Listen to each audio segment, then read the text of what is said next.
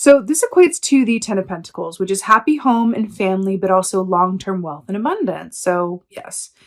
You know what's interesting with the spider as well is that the spider in the web represents reciprocity, an equal give and take, a partnership that is, one person gets just as much as they give. This is also about writers and writing. So it's interesting as well with what I saw with like the package being thrown out the window and then it moving itself through time and space and then getting it. It's interesting because there's an aspect of that writing or that is creation based. Right. So I'm almost tying this into like someone writing down a manifestation, writing down what they want to attract, and then calling in this relationship, calling in this person, calling in this situation. It feels very much like you wrote it down or you set an intention or you thought about it hard enough to where the universe was like, okay, it's time. Let's bring these two people together. Because that's the thing about soul connections. We have many soulmates. There's more than one person for us, right? We have many, many soulmates, but it's really about the choices that you make and getting to a point where you go, okay, I've made as many choices from love that I can. I tried not to come from fear. I made as many love-based choices as possible. I stayed in the faith. So universe, I'm really ready for a partnership, or I'm really ready to create something big, or I'm really ready to ABC, XYZ. So universe, who you got for me? And then they go to your file and go, person 07459 or whatever, right? Okay, so this soulmate is lining up with them at this time. Is this a good match right now? Okay, well, their souls haven't, incarnated together for about 400 years. So, okay, they look to be about due. Let's set it up. This is what I've come to know and understand about how soul partnerships work, about how incarnation works, about how soul plans and lessons and karmic bonds and all of these things kind of play together. I am feeling that for you guys, that is what's going on. It's like it's like the alignment has happened and it's like, bing, okay, here you go. Here's this person, here's this opportunity, here's this creation point. And I feel like you made it happen. You manifested this. You created this through your own choices, through your will, through your intention. And the universe has heard. Now, what's really fascinating about this is that not only is Mercury in retrograde right now, but Venus is in retrograde, which is really funny because that's why I feel like this is fast-tracked, because Venus is in retrograde. So it's able to come around and do the station in a bit of an unexpected way. The station meaning your reality. Interesting. Let's see what's going on for Pisces. It's so strong. It's so strong. Let's see what's going on for Pisces for February. Death, Scorpio energy. Okay, let's talk about it. So this is very much about endings that give way to new beginnings. This is about an old system, right? Dying off or being dismantled so that a new, better one can emerge. So this is really fascinating because I feel like this is saying with the timing of everything that you manifested this from a place of, I am ready, I've made the choices that I've made, and I am ready to do things differently and embrace a new reality. And I feel like that is you, symbolically speaking, right, fellow water sign here, standing on the remnants of everything that didn't work that led you here. I'm hearing that Rascal Flatts song, God Bless the Broken Road that led me straight to you. I feel like there's something in here, and I feel like for you guys, this is definitely a partnership. Absolutely. And it feels like a soul partnership, but I do want to say, even though I feel like for the high majority of y'all, this is a romantic partnership, I do feel called to say that you can have a soul partnership with someone, again, who you're meant to manifest like a way to really make the world better, the next big thing. What's a good example of that? I can't remember his name. Steve Wozniak? Was it Steve Wozniak and I'm thinking of I think I'm getting like my founders mixed up, but it was like two people who came together to create something really big, and they had a soul partnership that they were contracted through soul terms to partner together to make that happen. Let's go with Frida Kahlo and Diego Rivera. Right? They had soul contract to come in and really change the art world, because I could talk about that. I know a lot more about that than I do like Steve Wozniak, and I was going to say like Steve Jobs. Like two people who are meant to come together to create something big, right? That's what this feels like to me. And it's something new. It's something that hasn't existed before, but it feels very familiar. When something is right, when we've aligned with someone who we have a soul connection with, who we've either known before or have some sort of relationship to that we can't necessarily explain, you know it. It's this very particular feeling of deja vu. Here you go. Showing up in your reading here with the 8 of Cups, a beautiful Pisces, beautiful fish, salmon. Now, what's really amazing about this is that the 8 of Cups is being in emotional situations, in an emotional place where you are free from analysis, paralysis, any kind of regret, indecision. You are in a place where you are surrendering to the flow and will of spirit, the universe, your higher self, your guides, your ancestors, and you're going, listen, take me where I need to be. I'm going to go with the flow. And when you are in this place of 8 of Cups, you are saying no to what does not serve you, and you are saying no to what has not worked before. You are willing to show up and do things differently so that you get a different result. And that is brilliant. And that's coming from a place of complete trust and surrender to a will that exists outside of your mundane human perspective, that's linked into your divine self, that knows exactly where you need to go in order to manifest what you truly desire, and that you are divinely timed to receive at this point. Feels really good. Hello. Was the Cancer full moon, aka the wolf moon, very emotional for you? Something about that activation point. 4 of Wands. Let's talk about this. This is 11:11. This is happy home and family. This is celebration. This is marriage. This is union. All of the things. But let's talk about the bowerbird. Where is it? See that little diamond ring there? Bowerbird is a very unique bird because this is a male bowerbird who actually builds his nest and then goes to attract a mate built on the nest that he built, like based on the nest that he built. So he's like, gets his nest all right and ready and picks all the best, branches and twine and leaves and mud and all the things that make a good nest. And then he goes out and like courts, the lady who's caught his eye and be like, hey, do you want to check out my crib? What do you think of my craftsmanship? If you like this, like we can build a 2-story and have a family. It's a very unique energy there. So I feel like this is commenting on the fact that number 1, you are ready for this, whatever this is you're manifesting.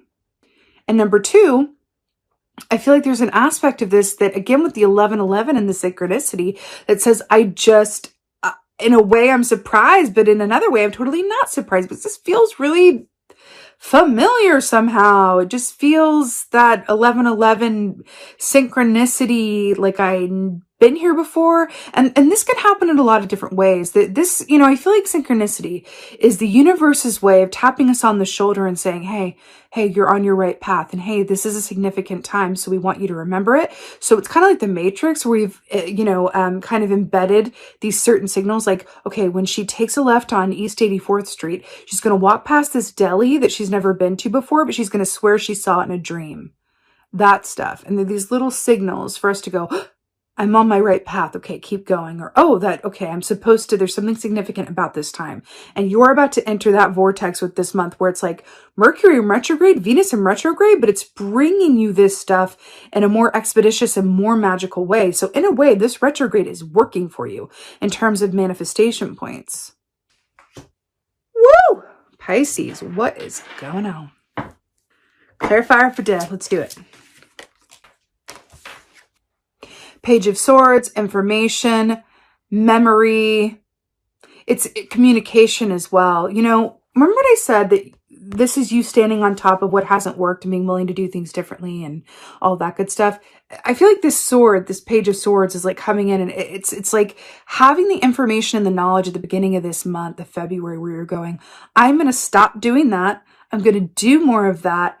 I'm going to commit to this. Making those adjustments, being aware of those adjustments, of endings that want to be made so that something new can be birthed into your experience. It's not about why you haven't received what you want. It's what's in your energy that's keeping you from it. I'm going to tell you a quick story because it's coming up here. It's a personal story, but I feel like it's really coming up, so I'm going to share it with y'all. So I used to be a smoker. For a lot of my life, I was a smoker. I started when I was real young. Okay, where I'm from, everybody smoked. It was just a thing. And so it was very much a part of my community growing up and my way of existing. Like my high school had like a smoking section. Like it was like that. So it was really something that was very kind of normal to me. And then I reached a point some years ago where I have this really strong desire to stop. Outside of any judgment around whether it's good or bad for you and the health, I was in this place of, I just have this really strong urge to just stop. I feel like I'm not supposed to do this anymore, and I don't really know why, but I'm going to set an intention to stop. So I did, and I ended up getting really, really sick. And then every time I tried to smoke, I like felt like razor blades, like swords were like in my throat. And then no lie, like 3 months later, I met my partner who is very much a soul connection. And in doing so, I found out that my partner you also used to be a smoker, and as a result could never be with a smoker because they just it's like I just could never do that again, because it's something that I need to leave in my past for personal reasons. And so they were like, well, it's a good thing that you weren't a smoker, else this wouldn't have worked out. And the timing around that I set that intention and then had it happen through less than comfortable means but effective means to manifest this person. And I'd been alone, honey, I'd been alone for like almost 10 years. Like this was not something where I just like went back and forth from it. No, like this was like, oh, okay. And I feel like this is similar for y'all. I feel like it's about getting clarity or information around something that wants to end so you can manifest this new partnership or connection. You could be even working in a situation that is no longer serving you and go, you know what? I don't want to do that. I'm going to go find something new. And it's in your new place that you align with this partnership or this soul connection, or on the way there, on the way to the interview, or on the way leaving your old, whatever this is. It's about getting that information, aligning with it, that leads you to manifesting this new thing that feels oh so familiar and that you're really grateful for. I don't usually tell personal stories like that here on the channel. I mean, it like took me 3 years to show you guys my face even, but that was really coming forward for you guys. So I hope that kind of helps give you a context. 8 of Cups, clarifier. I just heard this magic moment when your lips are close to mine. You have the Lovers here and the 6 of Swords to clarify the 8 of Cups. Now, let's talk about these two right quick. So what the 6 of Swords and the 8 of Cups have in common is it's a movement onto calmer waters. This speaks of a mental inner peace, a transition towards calmer waters of inner peace, inner state of mind, worry-free. This is the worry-free zone and a transition point. So we have 2 sources of movement here on a body of water. You are moving right along. Leads me to the Lovers. We're talking about a romantic and important partnership here. And then we have the Lovers coming up here, which speak of an inner and outer harmony, but also love-based choices and the partnerships that are love-based. I'm telling you, you are moving in that direction. It feels emotionally freeing. It feels mentally calm and peaceful. And it's, again, remember what I said at the beginning of this, when I said it's like, okay, I tried to make more choices out of love than fear, like what you got for me, universe. And then the Lovers comes up, which is about love-based choices and aligning with that, right? This is going to feel very deja vu-tastic. It really, really is. All right. 4 of Wands. You might even have dreams about this person before you meet. I mean, I'm kind of laughing at myself because I can hear myself and I'm like, God, that's so cliche, but it's the tea. Like that's what's coming through. I'm here for it. 4 of Wands. So let's get this straight. We have the 4 of Wands here with the bowerbird with a little engagement ring at the ready, right? Waiting for his mate to come along, right? And then we have the pregnant lady of the major arcana, the Empress, the mama bear coming forth. Look how he's like looking at her like, hey girl, hi. It's really beautiful. You know, it's interesting because this rabbit energy as well, the light side of rabbit energy is fertility and abundance and manifestation.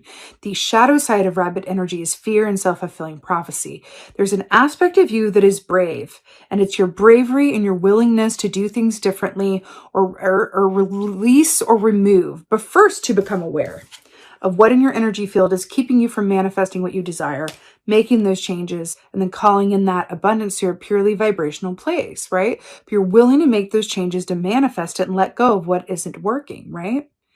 This Empress is also about believing in things before you see them and in the happy gestation process because of the pregnancy here, right? But this is an ultimate divine feminine energy, right? Which is a beautiful receptive energy. And then we have this bowerbird here with the Four of Wands. These two come together and it's an abundance of love, joy, and celebration points. Let's get an oracle. I'm just like, what is happening? I'm here for it. Okay. Let's get an oracle for Pisces. Let's do it.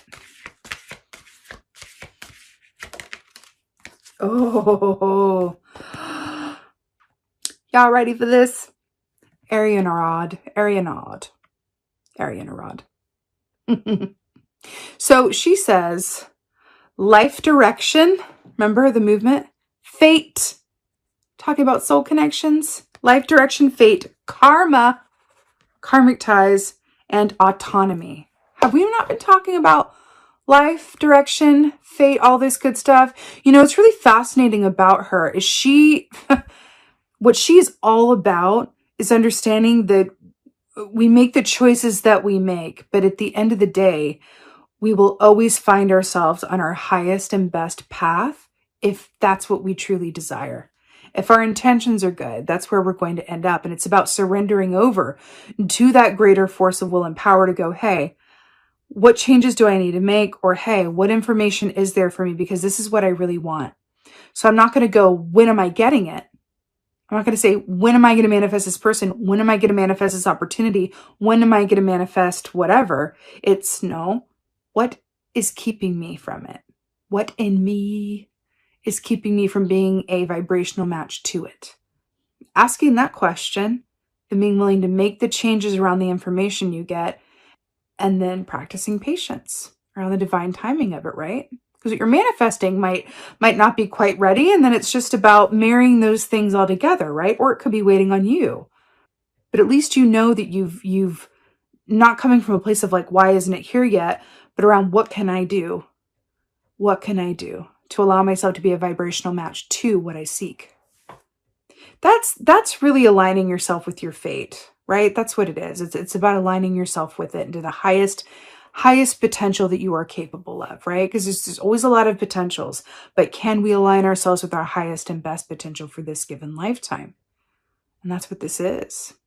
You know, the owl energy as well is about seeing ourselves and others really clearly, connecting in with our intuition for that guidance. I feel like there's another note saying here with these questions you have with you know, getting clarity around all of this to become this vibrational match, right?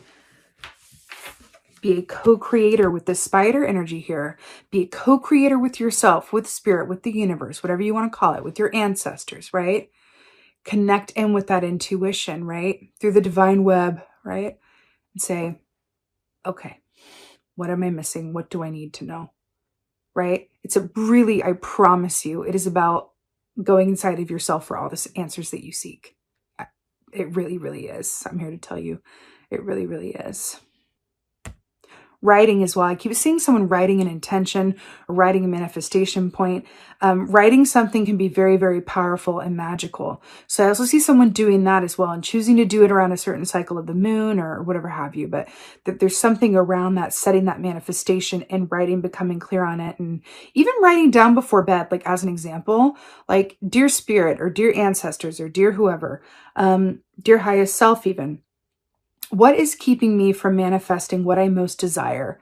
And then fill in the blank of whatever that is, right? A healthy mind and body, a loving and reciprocal and long-lasting partnership, a abundant bank account and fulfilling work, whatever that is.